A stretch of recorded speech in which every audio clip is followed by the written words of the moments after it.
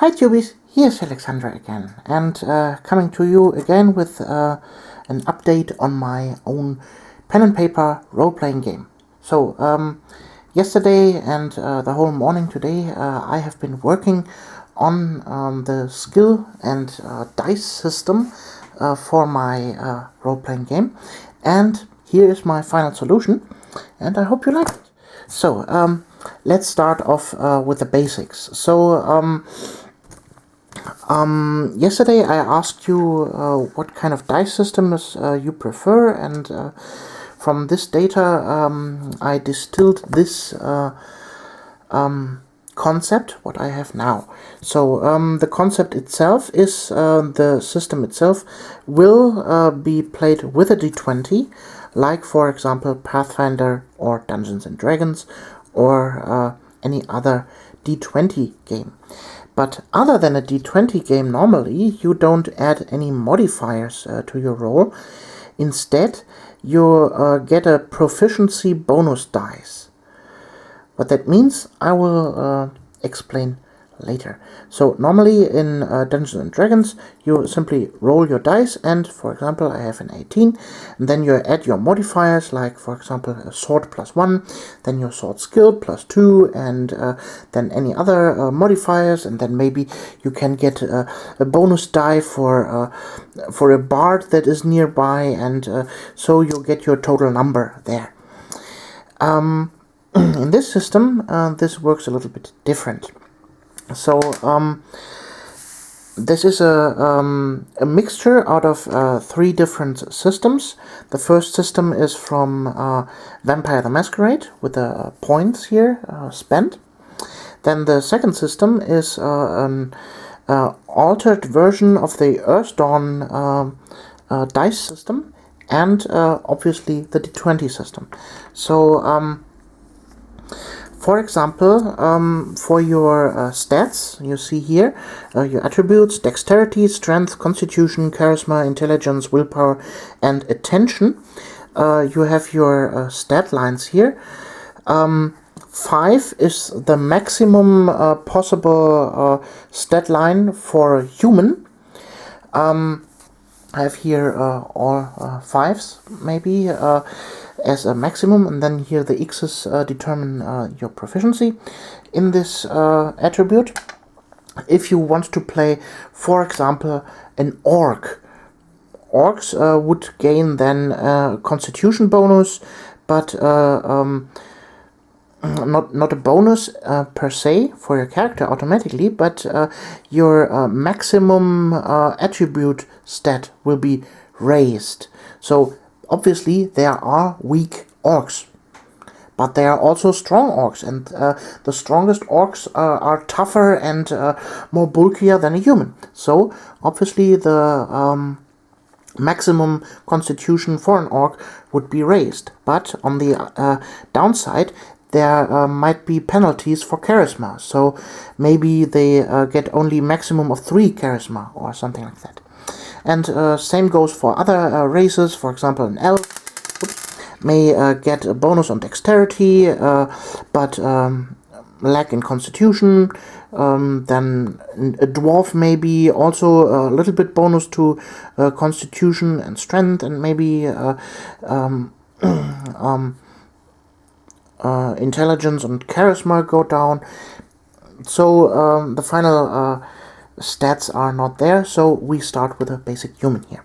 So maximum number is 5, and you see here dexterity I have 4 points, then strength 2 points, constitution 1 point, charisma 3 points, intelligence 4 points, willpower 3 points, and attention 1 point. So that will determine, that is your basic character stats. So, and that will determine your dice that are equivalent to your stats. So here down here I have the bonus dice chart. It starts as level 1 with a d4, then d6, 8, 10, 12, with level 5 as a d12, and then it starts again, d12 plus a d4, d12, d6, d12, d8, d12, d10, 2d12. and then again 2d12 d4, 2d12 d6, 2d12 d8, 2d12 d10, and 3d12, and so on. So this system is a little bit different than that from Earthdawn, but it follows the same algorithm, I would say. So then you compare the dice chart with your attributes, and for example, for dexterity, I have a bonus dice of a d10, then strength a d6, constitution d4, d8, d10, and so on. And that determines your bonus dice. So for example, if you make a roll that requires only dexterity, but you have no skill in this, so for example, make this and this and roll me a dexterity check. So you roll then a d20 plus your bonus die, in this case a d10. Roll, and there you go. This is your total number. There are no additional modifiers that will add to that. Only your dice determine the score. And this I have a 16 in total, and so we will compare that then with a minimum number that is determined by the game master.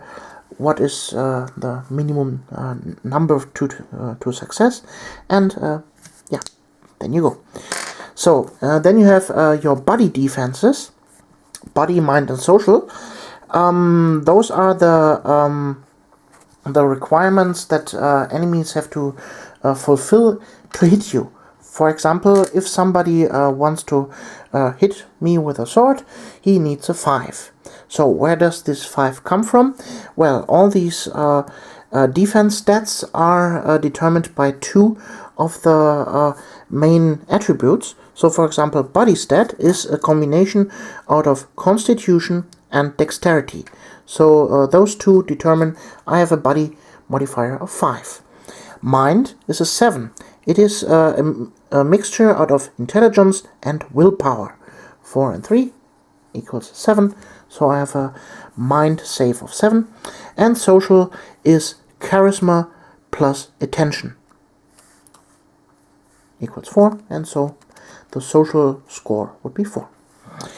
So and then with the dice system, there come the skills, skills in handy. So for example, we have now a situation where I want to hit somebody with my sword. I have 2 points in my sword skill. Then the equivalent attribute for hitting with the sword would be dexterity, for example. And we have there 4 points plus 2 points in the sword makes 6, with a total number here d12 and the d4. It's written here. So then we take our d12 and the d4 plus the normal d20, and this is everything you roll for hitting your opponent. This is the system. I hope you like this system, and I will continue working on this. I would be happy if some of you that have active D&D or Pathfinder groups would take this system and try it out. So for the first tryout sessions, I would say here in the points list for your starting character, you start with 18 to 22 points, so that you can create your basic character, and then from there on you start working with this system. Yesterday I talked a little bit about the magic system here with a skill tree and that. If you haven't seen that, just watch the video from before. This will come in handy later. For example, if you have here the skill tree with projectiles, so you would need to have your normal skill, maybe arrows or longbows or short bows or whatever, and those are the dice to hit.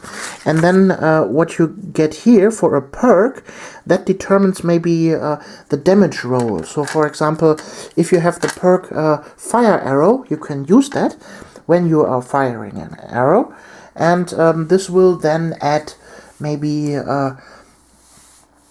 the skill proficiency level in your Fire Arrow as a die for your damage. For example, if you have Fire Arrow 1, you would add 1d4 for your damage. Or if you have Fire Arrow 6 points invested in it, then you get a d12 and a d4 as an additional bonus dice for damage. This would be my ideas at this point. I hope you like this system, and you can give me some insights, what you think I should tweak this with, and well, so much for now, and we see us in the next video. You Alexandra.